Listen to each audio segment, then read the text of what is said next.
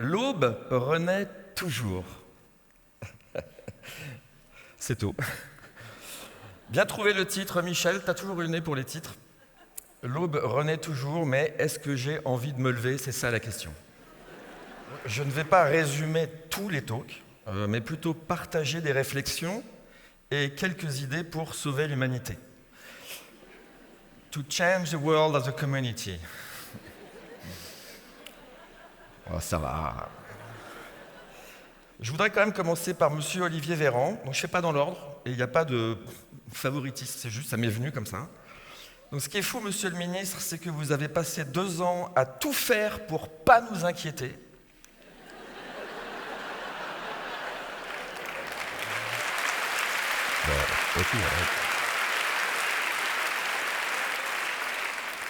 Mais là, en seulement 10 minutes de votre talk, j'ai eu le temps de faire 3 burn-out, donc vous n'êtes plus vraiment le même. Mais il l'a dit, Olivier Véran, là, on neuro-répare. Ensuite, on va nous neuro-augmenter. Donc ça, c'est le transhumanisme. Et après, on va lire dans nos pensées. Plus besoin de se parler. Et là, tout de suite, je me suis dit, c'est la fin de TEDx Paris, déjà. En tout cas, sous sa forme actuelle, parce qu'on aura un gars qui viendra, donc TEDx Paris 2034, qui viendra s'asseoir sans rien dire. Et les gens l'écouteront penser.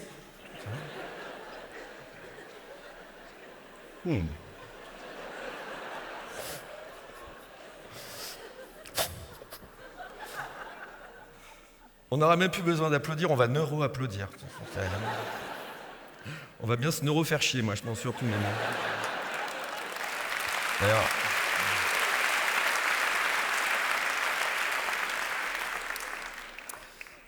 D'ailleurs, j'avais une dernière question là-dessus. Vous avez parlé des neuro-cookies. Moi, j'aime bien, c'est mignon.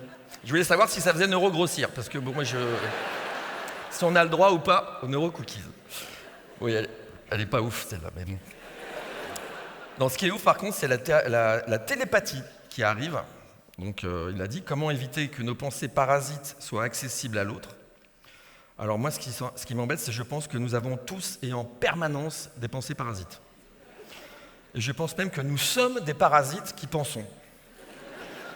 Alors, je m'inquiète qu'on se prenne à lire mes pensées avant que j'ai eu le temps d'en faire quelque chose de moral et de montrer que je suis quelqu'un de bien. Alors, parce que moi, si tu me juges sur mes pensées parasites, je prends perpète. Là, le nombre de fois où j'ai envie de buter des gens. Mais rien que ce soir, hein, déjà. Non, je déconne. Non, mais pensées parasites. Non, c'est pas bien d'applaudir. Donc je pense que la solution, c'est que dans 5-6 ans, ici, on portera tous un casque anti-transmission de pensée. Comme Magneto dans les X-Men. Ah, moi, c'est mes références à moi, hein, donc allez, je sais pas, chercher les... Par conséquent, pour communiquer, nous serons obligés d'émettre des sons avec nos cordes vocales. Saut 20e siècle. Alors, heureusement, il y a Elon Musk. Il est là sur le coup avec des implants cérébraux, donc ça va parce que le mec, moi, il m'a l'air sain et gentil. Neuralink, bon, on l'a vu, hein. Il y a la vidéo du monsieur qui a un petit fauteuil en plus. Ouais, alors, c'était émouvant. Moi, je trouve ça bien de permettre à un tétraplégique de jouer à Mario Kart.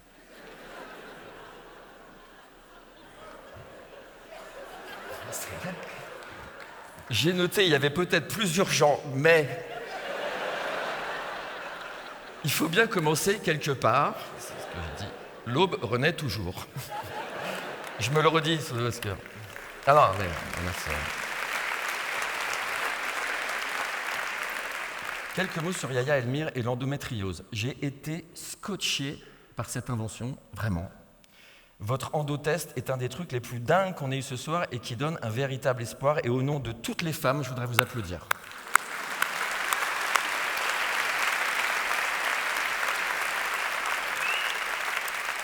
Oui, je parle au nom de toutes les femmes, on fait ce qu'on veut maintenant. D'accord ? Et cette phrase à la fin de votre talk annonçant que dans 10 ans, il suffirait de cracher dans un tube pour sauver la vie, c'est beau.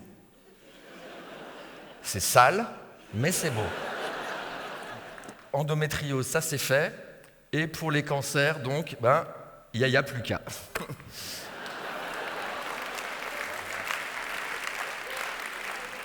C'est la vanne, quoi. Et je l'ai depuis 3 semaines, celle-là. Non, c'est chaud. Il y a aussi Karine Karachi et le cerveau, j'ai super kiffé. Moi, alors là, nous avons un répertoire gestuel, une signature gestuelle reconnaissable, ancrée dans notre cerveau profondément. Et il y a un lien direct entre motricité et émotion, c'est fou, quoi. Donc on va pouvoir soigner des comportements émotionnels pathologiques, y compris Gilles de la Tourette. Bonne nouvelle pour la France insoumise. Oh, ça va. Ah, c'est facile. On a le droit à une vanne politique, ça y est. Voilà. Vous êtes tellement CSP++++++. Donc j'ai découvert des mots ce soir, et j'aime beaucoup découvrir des mots. Coprolalie, ça c'est l'insulte. Copropraxie, c'est les gestes obscènes. Je rajouterais copropriété. C'est quand t'insultes tout le monde à la fête des voisins. Moi j'aime bien. Moi tu me colles à la fête des voisins, j'ai la tourette, direct. Non. Loup Trottignon. Alors, loup est un homme. Et l'homme est un loup pour l'homme. Oh la vache! Donc, loup est un loup pour loup. Tu sais, quand on prend des notes, hein. Sur le moment, ça nous fait marrer. Après, il y a la réalité du terrain, quoi. Alors, non, après, je vais être sérieux sur lui. Je vais être sérieux parce que on dit que l'aube renaît toujours, mais dans Le Crépuscule des idoles, Nietzsche, je cite aussi Nietzsche, disait qu'il faut casser les évidences à coups de marteau. Et je pense que c'est ce que fait Loup Trottignon. Et moi, j'aime bien ça. Avec sa transition, en étant lui autrement, et ça j'ai adoré, j'ai réalisé qu'il cassait le monde binaire à coups de marteau. Loup, moi, m'a personnellement poussé à regarder les nuances et tout ce qui se passe donc entre 0 et 1, cette infinité de nombres à virgule. Moi, je suis né dans le binaire, je suis né dans le 0 et 1. Et là, nous, il nous fait de l'humanisme trans. C'est l'inverse du transhumanisme. C'est ouf, quoi. Alors, on peut ricaner, s'énerver parce qu'ils nous forcent la main à vouloir changer la grammaire, les pronoms, l'ordre du monde, la couleur des cheveux, tout ça. Non. Mais non, mais on n'aime pas, ça nous énerve. Mais c'est intéressant, pourquoi ça nous énerve? Il a raison, pourquoi ça nous énerve? Moi, j'ai rien à dire contre ça, contre un mec qui cherche. Ça me va, je trouve que c'est pas mal les gens qui cherchent et les gens qui doutent.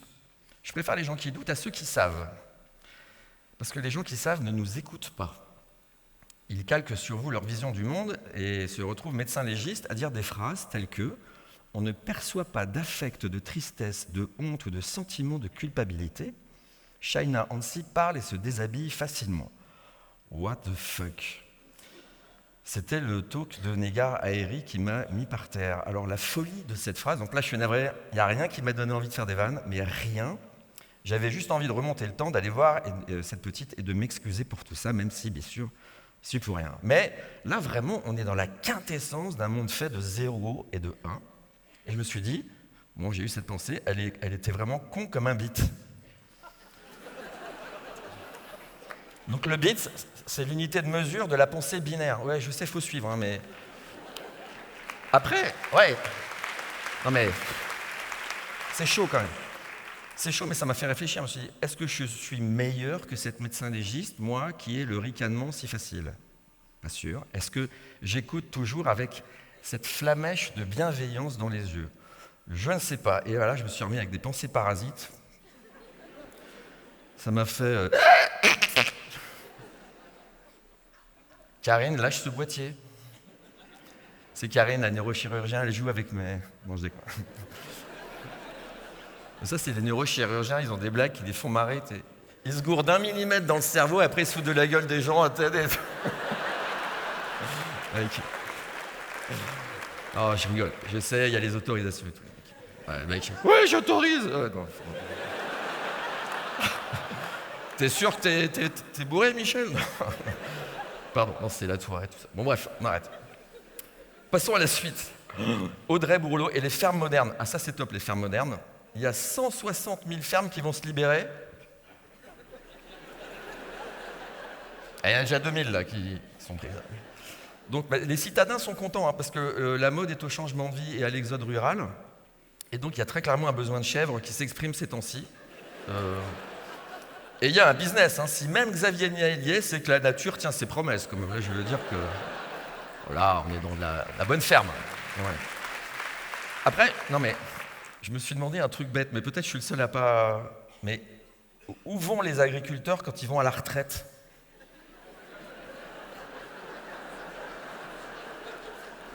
Est-ce qu'ils vont à la ville ? C'est chassé-croisé de juillet-août, c'est ça ? C'est tous les agriculteurs qui vont à la... Non mais bon, sinon j'ai une idée, il faut mettre la ferme en viager. Par contre c'est chiant. T'es parisien, tu vas dans ta ferme et t'as le vieux mec avec son Alzheimer qui t'emmerde tout le temps. Ouais, c'est pas comme ça qu'on traite les vaches, c'est pas comme ça qu'on traite les vaches. Et Monique, il sait pas traire, le mec, il sait pas traire le parigot. Je fais bien le vieux paysan à Alzheimer ou pas ? Monsieur, Monique, elle est morte depuis 15 ans, vous parlez à son manteau. Donc, ouais, c'est chaud. Après... Non mais j'ai honte, même moi j'ai honte. Après, je peux pas dire. Après le paysan, tu lui mets le lac des cygnes.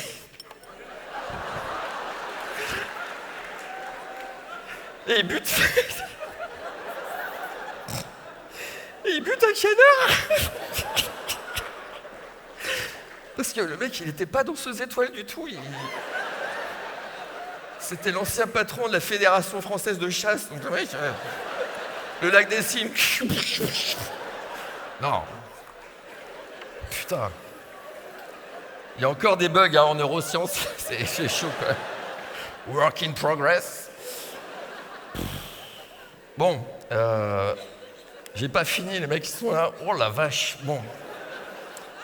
Mais je peux pas ne pas parler de tout le monde, alors du coup, bon. Caroline Fressinet, les extraterrestres. Ah oui, on touche au but là. Il y a des gens qui ont des jobs de foufou hein, quand même. Moi, Elle envoie des robots au fin fond du système solaire pour trouver des formes de vie dans des geysers souterrains de planètes qui s'appellent Europe. Waouh! Le robot part dans 4 ans et revient dans 10 ans. Tranquille. C'est peinard comme job. Tu fais quoi entre les deux? Je te revois le 14 décembre 34. Moi, j'ai noté comme un con en plus. Tu fais quoi, Caroline? Bon, bref, non, qu'est-ce qu'il se... Elle dit qu'à la NASA, ils réfléchissent à la manière dont ils vont nous annoncer ça. J'imagine dans les sièges sociaux des religions, là. Là, ils ont mis tout le monde sur les annexes. Tu vois. Alors, annexe 1. On avait dit 7 jours. 7 jours 8 jours. On a dit 8 jours, je crois. Le 8e jour, Dieu s'est dit que ça ferait bizarre, une seule espèce dans tout cet univers, et il créa les aliens. Voilà. Et hop. Bon.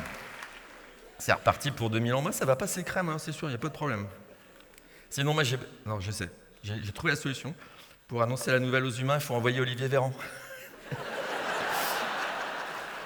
Dès qu'il y a une mission pourrie, elle est pour lui, de toute façon. Donc, mec. Il est nommé ministre de la Santé le 16 février 2020. Le Covid arrive le 16 mars. 2022, le gars est nommé ministre du Renouvellement démocratique. Juin 2024, voilà l'aube qui renaît toujours, qui revient. Je pense que je vais suivre sa carrière de près. Il y a du pognon à se faire sur les sites de paris en ligne avec Olivier Véran. C'était ce que j'ai noté. Julia Faure. Alors le costume pour chien, moi j'adore. J'avoue que j'aurais pu acheter ça. Vraiment. Noël dernier, j'avais mis une couronne de la reine d'Angleterre à mon golden et j'avoue qu'on a bien rigolé.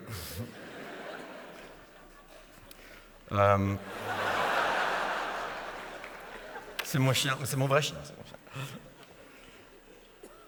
Ça, c'est une bonne poilade à 5 €, je peux vous le dire.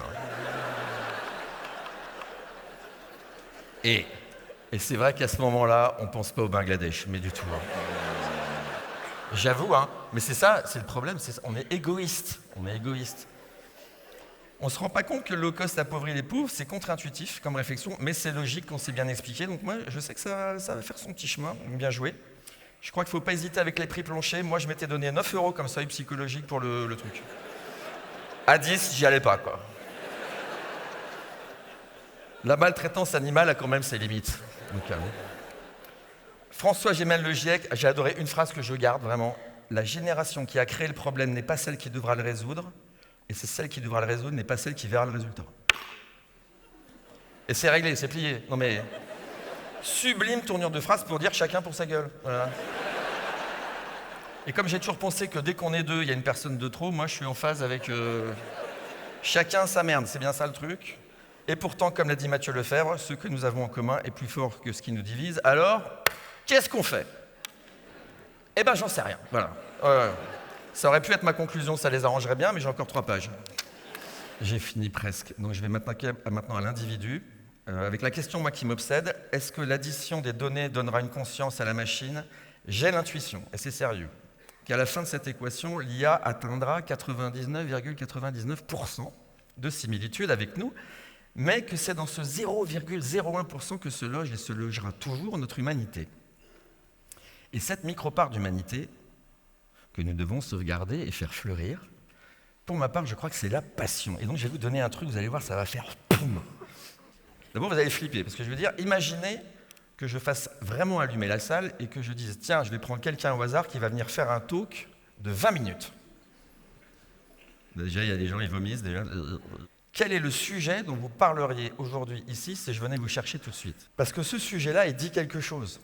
20 minutes, c'est long. Et je parle d'un talk qui serait passionnant, qui pourrait presque avoir de l'impact sur nous.